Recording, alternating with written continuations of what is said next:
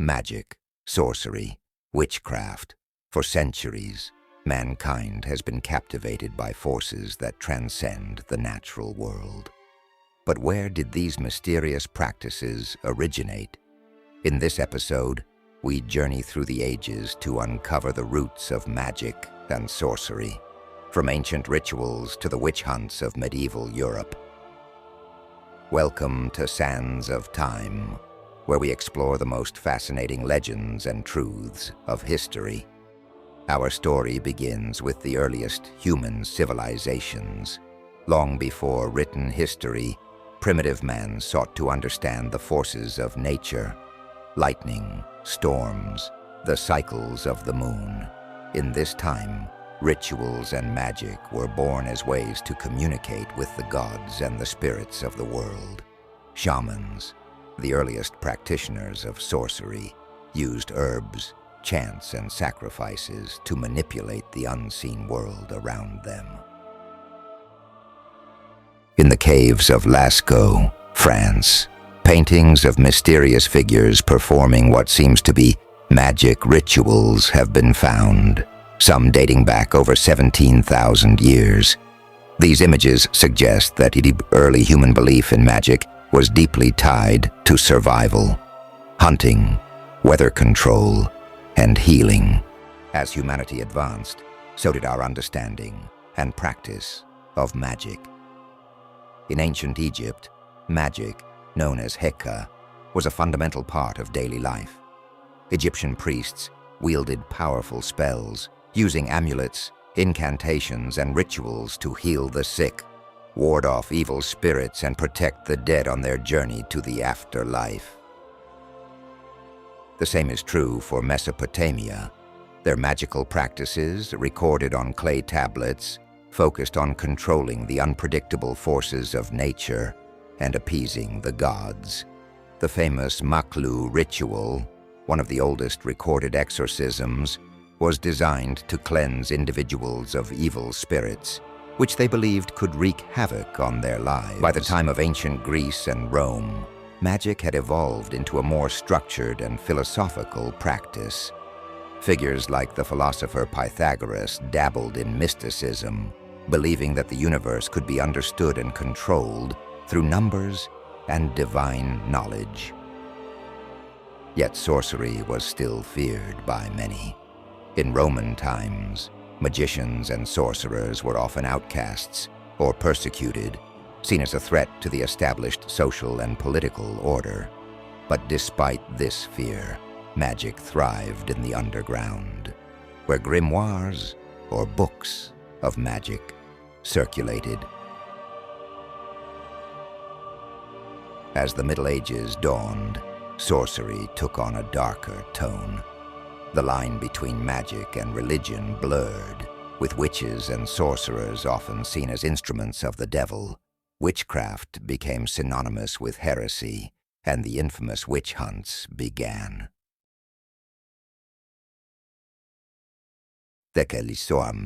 In Europe, thousands of people, most of them women, were accused of practicing dark magic. They were often blamed for disease, crop failure, and bad luck. The Malleus Maleficarum, a 15th century book that outlined how to identify and punish witches, was one of the key texts that fueled these horrific trials. The Renaissance brought with it a revival of magic, but this time intertwined with science and philosophy. Alchemy, the precursor to modern chemistry, was the pursuit of turning base metals into gold and ultimately discovering the secrets of immortality. Scholars like John Dee, advisor to Queen Elizabeth I, were famous for their work in both the mystical and scientific realms. John Dee, for example, attempted to communicate with angels through his scrying mirror, believing that the divine could guide him to unlock the mysteries of the universe. This period marked the convergence of magic with early scientific thought, as people began to search for rational explanations for what had once been attributed to sorcery.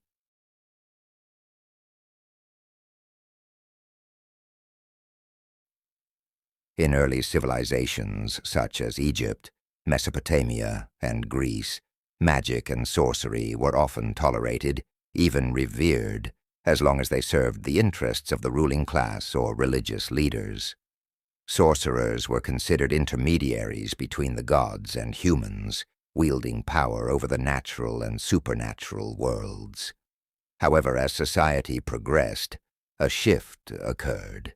In many ancient societies, the line between religious rites and sorcery blurred, and the distinction often depended on context, particularly political and social stability. As states and organized religions gained power, those who practiced magic outside of the sanctioned framework were increasingly seen as a threat. By the time of the Roman Empire, magic was a deeply entrenched part of culture, but it came under suspicion and was subject to regulation.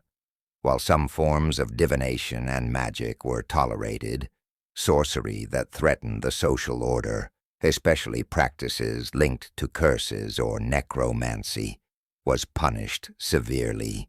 Roman law contained provisions for punishing sorcery, especially if it was believed to cause harm.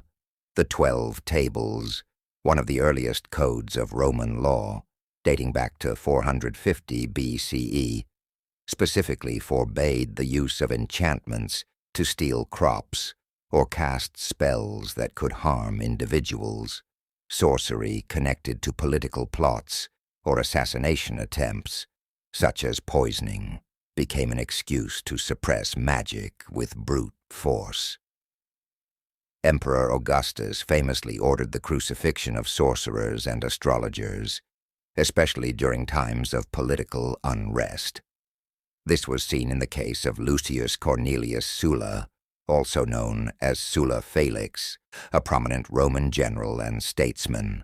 During Sulla's reign, multiple astrologers and sorcerers were executed due to the belief that they were using their knowledge of divination to challenge his rule.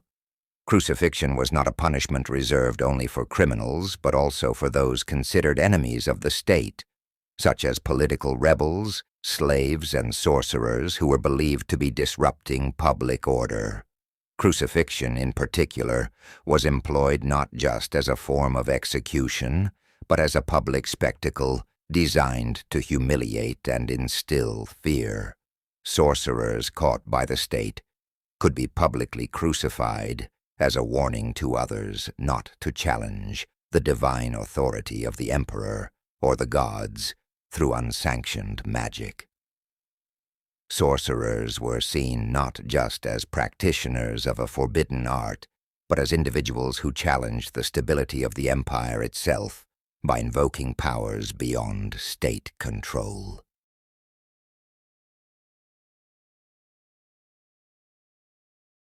The rise of Christianity marked a turning point in the treatment of sorcery. As Christianity spread across the Roman Empire and later throughout medieval Europe, the Church viewed magic, particularly sorcery, as inherently evil, equating it with heresy and demonic forces. The Christian worldview framed the cosmos as a battleground between God and Satan, with sorcerers often cast as pawns of the devil. The Bible, particularly the Old Testament, included explicit condemnations of sorcery. The famous verse from Exodus 22:18, "Thou shalt not suffer a witch to live," was often used as justification for the harsh treatment of those suspected of practicing magic. In this context, sorcerers and witches were no longer seen as mere manipulators of natural forces, but as servants of Satan, leading to their widespread persecution. The early church fathers, such as Augustine of Hippo, condemned any form of magic not sanctioned by the church, and the belief grew that sorcery was an existential threat to the Christian faith. Even today, the allure of magic endures. Though we no longer fear witches in the same way, pop culture is full of magical stories. Harry Potter, Lord of the Rings, and Marvel superheroes all draw from the ancient traditions of magic and sorcery. Whether in entertainment or New Age spiritual practices, magic continues to captivate our imaginations. From the dawn of time to the modern age, magic has been a part of our shared human story. While science now explains many of the phenomena that ancient civilizations once attributed to sorcery, the mystery and wonder of magic still linger in our minds, reminding us of the unknown and the mystical world we cannot see. Thank you for joining us on this journey through the sands of time. Don't forget to like, subscribe, and explore more fascinating historical tales with us.